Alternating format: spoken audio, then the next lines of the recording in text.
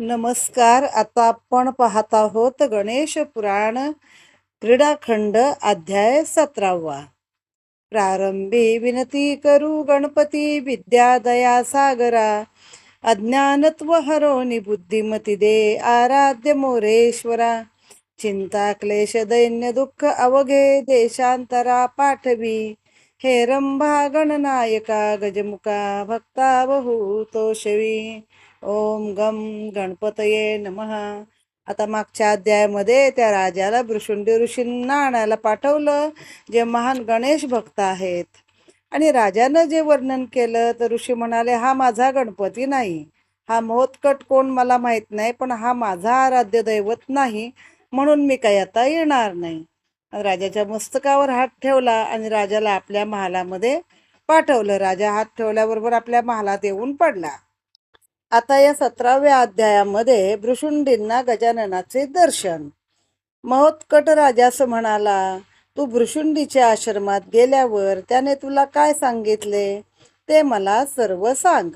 राजाने महोत्कटाला घडलेली सर्व हकीकत सांगितली, की तू ज्याचं वर्णन करतोस तो माझा देवच नाहीये, त्यामुळं मी काही येणार नाही, हेच त्या भृशुंडीने सांगितलेलं होतं. मग काय सांगितलं आता गणपतीने महोत्कटाने, तू परत त्याच्या आश्रमात जाऊन त्यास सांग की माझे नाव गजानन आहे, म्हणजे ते नाव ऐकून तो येथे येईल. इतके बोलून त्याने एक वार राजाकडे पाहिले, तेव्हा तो राजा क्षणार्धात भृशुंडीच्या आश्रमात आला. म्हणजे राजाला त्रासच नाही. एकदा महोत्कटाने पाहिलं की एका मिनिटात तो भृशुंडीच्या आश्रमात, त्यांनी डोक्यावर हात ठेवला की पुन्हा आपल्या महालामध्ये. आपल्या आश्रमात राजा पुन्हा आलेला पाहून ऋषींना फार आश्चर्य वाटले. राजाने त्याला नमस्कार केला आणि म्हणाला, गजाननाने आपणास बोलावले आहे. हे ऐकले आणि मुनींना अतिशय हर्ष झाला. ते गजाननास भेटण्यासाठी, त्याचे दर्शन घेण्यासाठी अतिशय उतावीळ झाले होते. त्याने राजास आपल्याबरोबर घेतले आणि 3च पावले टाकून तो राजधानीमध्ये आला. राजास फार आनंद झाला. त्याने त्या सिंहासनावर बसवून त्याची पूजा केली. पूजाविधी झाल्यावर भृशुंडी म्हणाला, हे राजा, मला येथे येऊन बराच वेळ झाला आहे, परंतु गजाननाचे दर्शन काही अजून झालेले नाही. खोटे सांगून जर का तू मला येथे आणले असशील आणि फसविले असशील, तर माझी फसवणूक केली म्हणून मी तुझे शापून भस्म करीन. बिचाराला काय दोन्हीकडून थपडा. राजा म्हणाला, महाराज, मी खोटे बोललो नाही. तो पहा, गजानन मुलांमध्ये खेळत आहे, त्याचे सर्वांग धुळीने माखलेले आहे. इतक्यात तो बालक भृशुंडीला पाहून त्यांच्याजवळ आला आणि त्यात कौतुकाने म्हणाला, अहो, तुमचा गजानन आहे तरी कसा ते मला समजू द्या. मग तो खेळत खेळत ते बालकच आलं आणि भृशुंडीला विचारू लागलं की तुमच्या गजानन कसा आहे ते मला दाखवा. आता हा राजानं त्याला आणलेला आहे आपले यज्ञविधी करण्यासाठी आणि पौरोहित्य करण्यासाठी. महोत्कटाला आपल्या घरी काशीराजांनी आणलेला आहे. ती कथा आपण ही पुढे पाहत आहोत. तेव्हा भृशुंडीने गजाननाचे स्वरूप वर्णन करण्यास सुरुवात केली. त्या वर्णनाप्रमाणे त्या बालकाने गजाननाचे रूप धारण केले आणि ते पाहून भृशुंडी मुनीस मोठा आनंद झाला आणि त्याने नमस्कार केला. त्याबरोबर त्या बालकाने त्यांना आलिंगन दिलेले आहे. इथे हा अध्याय समाप्त झाला. ओम गम गणपतये नमः. अध्याय 18. मायावी राक्षसाचा वध. श्री गणेशाय नमः. दुसरे दिवशी नित्यकर्म आटोपल्यावर राजा राजसभेमध्ये गेला. तो बालक आपल्या नेहमीप्रमाणे रस्त्यावर खेळण्यास गेला. राजसभेचे काम पाहत असताना एक दैत्य ताडपत्रावर लिहिलेले पंचांग बगलेत घेऊन ज्योतिषी रूपाने त्या राजसभेत आला आणि राजास नमस्कार करून त्यास आशीर्वाद दिला. मग बघा, आता आत्ताच्याच काळात घडतंय असं नाही. आता एक खरात नावाचं प्रकरण जोरात चालू आहे की तो अंक ज्योतिषी, अजून कसला ज्योतिषी करून भल्या भल्यांना नादी लावून खूप वाईट वाईट प्रकार त्यानं केले आहेत. पण तेव्हा सुद्धा कृष्णाच्या काळामध्ये एक भट आला होता राक्षस भटजी बनून, किडकिडीत हाडकुळा, आणि कृष्णाचं भविष्य सांगत होता की ह्याला गावाबाहेर नेऊन जिवंत मारून टाका आत्ताच, आणि मग सगळे घरातली जी आयुध आहेत, फुंकणी, चिमटा, गोवऱ्या, शेण्या, जे काय तेव्हाचे जे पलंग, सगळे उठले आणि त्याच्या मागं लागले आणि त्याला हाणू लागले. तसाच इथं पण आता एक दैत्य राजाच्या दरबारात भुर्जपत्र किंवा ताडपत्रावरती पूर्वी लिहिलेली पंचांग असायची, ती घेऊन त्या राजाच्या दरबारामध्ये आलेला आहे. आणि ह्या गणपतीचं वाईट सांगण्यासाठीच आला असणार, गणपतीचा नायनाट करा म्हणून. राजाला त्याने नमन केल्यावर राजाने नमन केल्यावर त्याने राजाला आशीर्वाद दिला. तो राजाला म्हणाला, मी एक महान ज्योतिषी असून माझे नाव हेमज्योती असे आहे. मी नेहमी गंधर्व लोकी राहतो. मला भूत भविष्य वर्तमान असे त्रिकाल ज्ञान आहे. मी येथे आल्यापासून तुझे अकल्याण सुचवणारी चिन्हे मला दिसत आहेत. तुझ्या घरी महोत्कट नावाचा एक ब्राह्मणाचा बालक आहे. आता कोणाच्या पोटी आलेला आहे? कश्यप आणि आदिती यांच्या पोटी. तो चांगल्या पायगुणाचा नाही, तो स्वतः विघ्नाधीप आहे. जर तुला आपले कल्याण व्हावे अशी इच्छा असेल तर त्या बालकास निर्जन अरण्यात सोडून दे. हा तुझ्या इथे राहिला तर तुझ्या राज्याचा नाश होईल. म्हणजे बरोबर कृष्णाला सांगितलं होतं ह्याला गावाबाहेर नेऊन खड्डा काढून पुरा, तसंच ह्याला सांगितलं की जंगलामध्ये सोडून द्या. त्यावर राजा त्याला म्हणाला, तुम्ही जे सांगता आहात ते खरे नाही. त्याचा पराक्रम अजून तुम्हास माहिती नाही. त्याच्यामध्ये सृष्टी निर्माण करण्याचे सामर्थ्य त्या बालकात आहे. त्यानेच माझ्या नगरीचे आणि राज्याचे रक्षण केले आहे. त्यावर तो ज्योतिषी रागाने म्हणाला, तू एवढी त्याची स्तुती करतोस, तो बालक आहे तरी कसा, तो मला दाखव. लागलीच राजाने सेवकाकडून महोत्कटाला बोलावून आणले आणि ज्योतिषापुढे उभे केले. त्याने ज्योतिषास पाहून त्यास नमस्कार केला व तो म्हणाला, अहो ज्योतिषी बुवा, तुम्ही कोठून आलात? तुम्ही नुसते ज्योतिषी जाणता की सामुद्रिकही पाहता?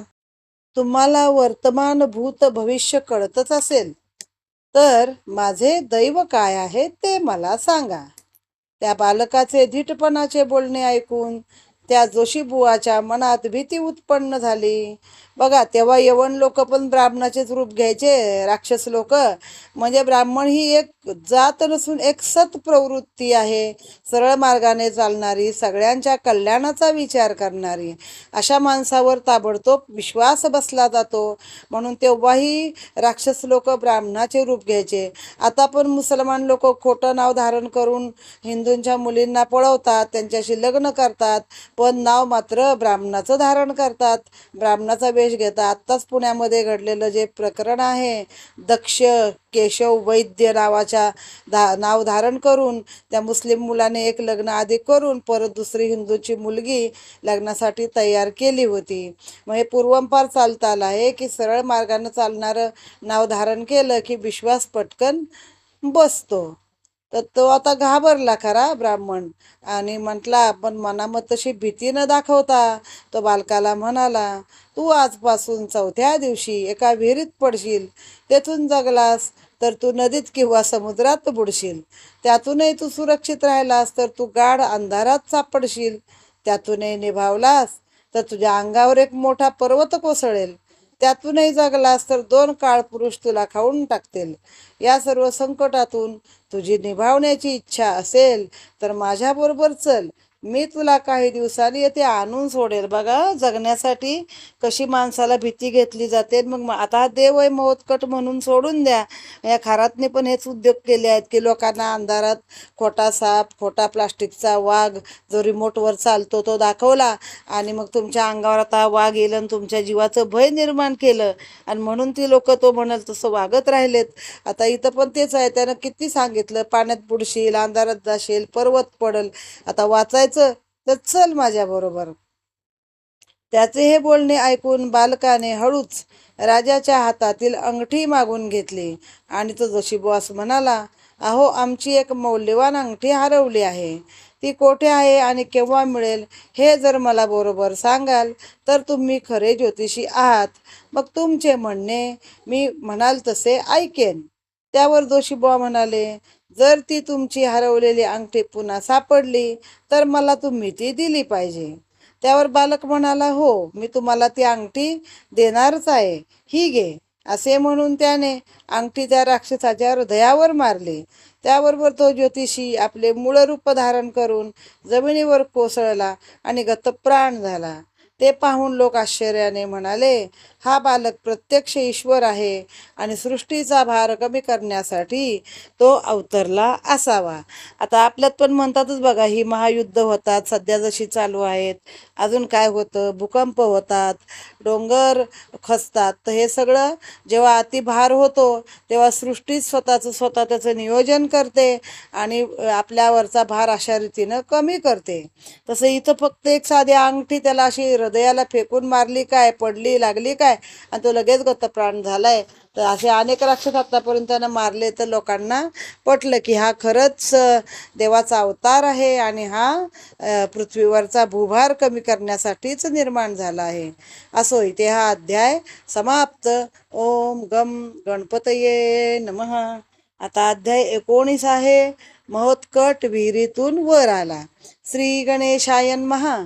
ज्योतिषी रूपी वेशधारी राक्षसाचा वध झाला हे ऐकून नरांतकाने ब्रह्मदेवाच्या वराने बलिष्ठ झालेले कूप आणि कंदर या नावाच्या 2 दैत्यांना त्याच्या वधासाठी पाठविले. नावं पण काय विचित्र, कूपका आणि कंदर, म्हणजे तलाव आणि विहीर अशा पद्धतीचा त्याचा अर्थ आहे.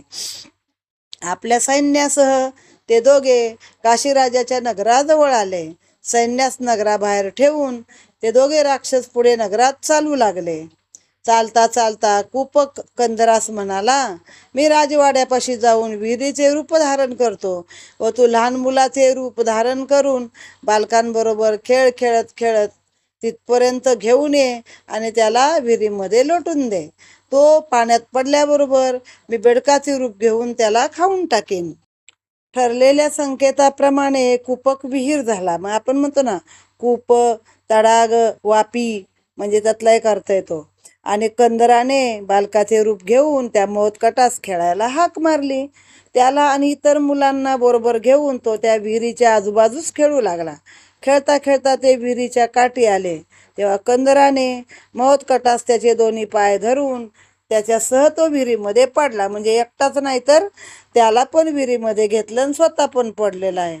अरे मी बुडालो, मला सोड, मला सोड, असे दोघेही एकत्र ओरडले. पण त्या पाण्याच्या भीतीने कोणीही त्यांना सोडविण्यास पाण्यात उतरले नाही. हे वर्तमान राजाला कळताच तोही येथे आला आणि मोठ्या मोठ्याने रडून शोक करू लागला. इकडे विनायकाला कंदराने तळाशी आणले. ते पाहून कूपकाला मोठा आनंद झाला. महोत्कटाला मारून आपण सर्व राक्षसांच्या ऋणातून मुक्त होणार असे त्यास वाटले व त्याने आपले तोंड पसरून बालक समजून कंदरासच गिळण्यास सुरुवात केली. म्हणजे गिळायचं होतं कुणाला? महोत्कटाला. गिळायला कुणाला लागला? कंदरालाच, कारण दोघंही बालक झालेले ना. तेव्हा कंदराने आपले दैत्याचे विशाल रूप प्रगट केले. त्याबरोबर कूपकाचे तोंड चिरले गेले. आता समजलं महोत्कट आणि गिळत कुणाला होता? तर आपल्याच साथीदाराला गिळत होता. मग त्यानं मोठं रूप धारण केलं, त्याचं तोंड चिरलं आणि आपल्याला कूपकाने कपट करून गिळले म्हणून कंदराला त्याचा राग आला. दोघे आपापसातच युद्ध करू लागले आणि अखेर प्राणास मुकले.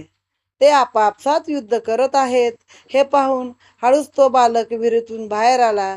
तेव्हा सर्वांस मोठा चमत्कार वाटला. ओम गम गणपतये नमः. आता पुढचा आहे अध्याय 20. अंधकाला ठार मारले. श्री गणेशाय नमः.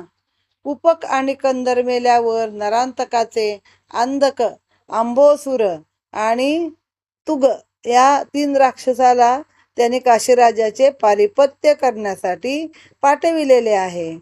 या तिघांनी नगराजवळ येताच काशीराजाबरोबर युद्ध करण्यास सुरुवात केली. त्या घनघोर युद्धात राक्षसाची जवळजवळ सर्व सेना मारली गेली. हे पाहून आता काय करावे याचा ते आपापसात तिथे विचार करू लागले. आता आपणास काशीराजाचा पराभव करता येणार नाही हे जाणून त्यांनी कपट करून त्याचा नाश करण्याचे ठरविले. तेव्हा अंधक म्हणाला, माझ्या विद्येने मी सूर्याला झाकून सर्वत्र अंधार करतो. आता नावच काय आहे? अंधक. म्हणजे जी विद्या शिकली त्यानुसार ते नाव आहे. त्यावर अंभोसूर म्हणाला, मी माझ्या सामर्थ्याने या नगराभोवती खंदक निर्माण करून भोवतालची सर्व जमीन पाण्यात बुडवून टाकतो, म्हणजे कोणासही नगरीच्या बाहेर येता येणार नाही. त्यावर तुंग काय म्हणाला? तुंग म्हणजे पर्वत आहे. कडा किंवा तुंग म्हणतो आपण बघा, पर्वत, कपारी, कडा, तर तुंग. मी विशाल पर्वताचे रूप घेऊन सर्व लोकांवर कोसळतो, म्हणजे सर्व लोक मरतील, असा बेत ठरवून अंबोसुराने आपल्या मायेने मुसळधार पर्जन्यवृष्टी करण्यास सुरुवात केली. म्हणजे धोधो पावसामध्ये जसा कडा एखादा कोसळतो, तेच त्याने इथं निर्माण करायचं धरलेलं आहे. मग त्या अंबोसुराने धोधो पाऊस सुरुवात केली, विजा चमकायला लागल्या, महाभयंकर असा झंझावात सुरू झाला. त्यात मोठे मोठे वृक्ष झाडे उन्मळून पडली, सगळीकडे हाहाकार झाला. तेव्हा एक प्रचंड वटवृक्ष निर्माण करून त्या बालकाने आपण स्वतः आवाढव्य असे पक्षीरूप धारण केले आणि 100 योजने आपले पंख पसरून चोचीने ते सर्व उदक पिऊन टाकले. अंधकाने निर्माण केलेल्या काळोखाचा नाश करण्यासाठी आपल्या तेजाने प्रकाश निर्माण केला. असे सर्व संकटाचे निरसन झालेले पाहून लोकांना आनंद झाला. म्हणजे त्यांचे जे काही होते प्लॅन ते सगळे फिसकटलेले आहेत. त्याने एक विशाल पक्षाचं मोठ्या रूप घेतलेलं आहे. असे सर्व संकटाचे निरसन झालेले पाहून लोकांना मोठा आनंद वाटला. नंतर तुंगाने पर्वताचे रूप घेतले व तो वृक्षावर आदळू लागला, कारण त्याने एवढा मोठा प्रचंड वटवृक्ष निर्माण केला होता आणि त्याच्यावर हा राहिला पक्षी बनून. मग लोक त्याच्या खाली सगळे ना, तर हा त्या आता झाडावरतीच तो तुंग पर्वत आदळायला लागला. मग त्या पक्षाने आपल्या विशाल पंखाचा एक फटकारा त्या पर्वतावर मारला. त्याबरोबर त्या पर्वताचे कडे कोसळू लागले. मग त्याने तो पर्वत चोचीत धरला. विचार करा, जो पक्षी पर्वत चोचीत धरू शकतो तर त्याचा आवाढव्य रूप आपण कल्पनाही करू शकत नाही. चोचीत धरला व अंधक अंबोसूर यांना आपल्या एकेका पायात धरले व त्या तिघांना आकाशात नेऊन गरगरा फिरवून जमिनीवरती फेकले. त्याबरोबर तिघेही राक्षस जमिनीवर पडून गतप्राण झाले. इथं हा अध्याय समाप्त झालेला आहे. आपण इथं एकूण 16 ते 20 असे 4 अध्याय पाहिलेले आहेत. ओम गम गणपतये नमः.